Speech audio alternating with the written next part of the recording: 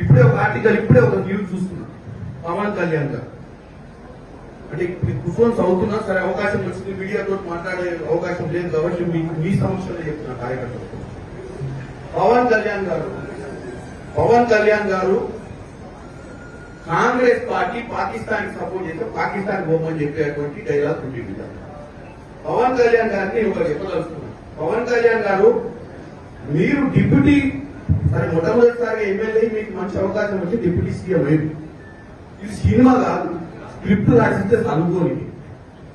నువ్వు ఒక ఉప ముఖ్యమంత్రి అంటే ఒక స్థాయి ఇచ్చింది, స్థాయికి తగ్గట్టు మాట్లాడాలి. ఎవడో స్క్రిప్ట్ రాసిస్తే చదువుడు, లేకపోతే ప్రధానమంత్రి నువ్వు కృషి చేయాలనుకుంటే ఇంకేదైనా ప్లాట్ఫామ్ మీద పోయి రాజకీయాలు బంద్ చేసి సినిమా తీసి నంగనారావు తీసినట్టే మనం 2-3 సినిమాలు తీసి ఆయన ప్రసన్నం చేస్తాం అంతే తప్ప నీకు ఒక అధికారమైన బాధ్యతలు ఇచ్చి ప్రజా సమస్యల మీద పోరాటం చేయాల్సినవి బాధ్యత లేకుండా కాంగ్రెస్ పార్టీ పాకిస్తాన్ లో సపోర్ట్ చేస్తుందని ఒక ప్రచారం చేసే ప్రయత్నం చేస్తాం. కాంగ్రెస్ పార్టీ సెక్యులర్ గా ఈ దేశాన్ని కాపాడాలనుకుంటుంది.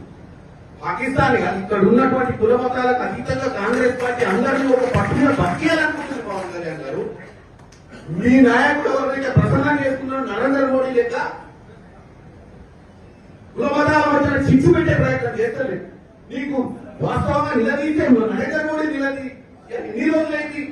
నలుగురు వచ్చి ముష్కరులు కాల్చిపోతే నలుగురిని పట్టుకునే దమ్ము ధైర్యం లేక పిట్టగదా ఎప్పుడో తిరుగుతుంది. ఏం ఇంటెలిజెన్స్ నడుస్తుంది దేశంలో?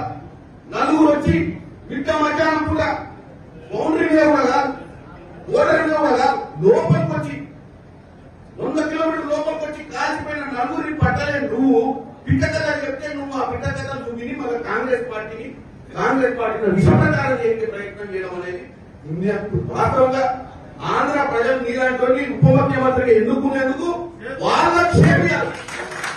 ఎందుకంటే నువ్వు ప్రజా సమస్యల మీద మాట్లాడాలి, పొలిటికల్ పార్టీని అటాక్ చేసి బేస్లెస్ గా మాట్లాడటం ఎవరినో కృషి చేయడానికి